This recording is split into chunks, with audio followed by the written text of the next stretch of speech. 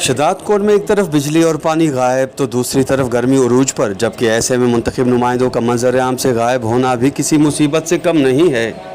ही जेके सॼो आवाम आज़ाब भोगे थी न, उहो आहे ग़लति हुकुमरानी जे करे। ऐं ग़लति हुकुमरानी असांखे तॾहिं मथे में लॻंदी आहे जॾहिं असां ग़लति फ़ैसिला कयूं। ऐं असां जेके जागीरदारनि सरदारनि ऐं जेके ज़ात पात जे इन चकर में फासी सरदारी नवाबी खे मज़बूत था कयूं, हीउ उनजो ई असरु आहे। ऐं ॾींहों ॾींहुं असां फासंदा था वञूं निकिरण जे बजाए। तोणी जो ॾींहों ॾींहुं दुनिया तरक़ी पई करे, पर पाकिस्तान ॾींहों ॾींहुं पोइते पियो वञे। हिन शहर शदादकोट में असां नंढा थी वॾा थिया आहियूं, ॾाढो ख़ूबसूरत साफ़ु सुथिरो शहर हो, पर हीउ जीअं साइंसी तरक़ी थी थिए तीअं हीउ शहर तबाही ॾे थो वधे। सो असां इन सॼी खे ग़लति हुकुमरानी था सम्झूं ऐं अवाम जी जेका आहे सा दिलचस्पी न हुअण जे करे हीअ सॼी तबाही आहे। असांजे शदादकोट में यार गर्मी तमामु घणो आहे ऐं बिजली जो असांजो बहिरान आहे। ट्रांसफार्म सड़ी वञनि था, 5-5 ॾींहं 10-10 ॾींहं असांजा ट्रांसफार्म सड़ियल आहिनि, उनखे ठाहियो नथो वञे। असां कंहिंखे था ॾियूं, वापडा वारा असांजे ॿुधनि ई नथा, बिलूं बि ॻाढ़ा मोकिलनि था।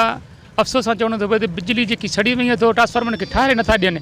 कंहिंखे चऊं असां मीर नज़र ख़ान मक्सी साहिबु गर्द कंदासीं त वापडारनि जे मथां थोरो हथु रखे हिननि खे कुझु सख़्ती सां चए त शदादकोट वारनि सां इंसाफ़ कयो वञे, ट्रांसफार्मर सड़ियल खे ठाहे ॾिनो वञे।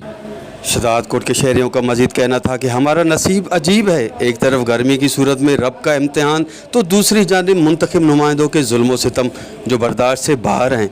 कैमरा टीम के साथ गुलाम अली इब्राहिम, वॉच टीवी, शदादकोट।